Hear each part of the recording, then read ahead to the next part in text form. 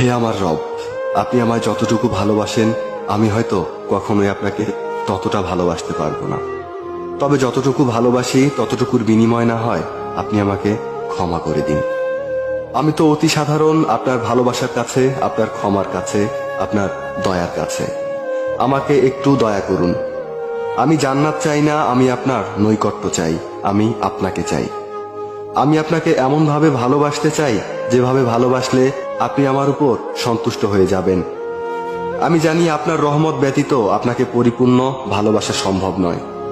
তাই আমার উপর বর্ষণ করুন আপনার রহমতের বারিধারা।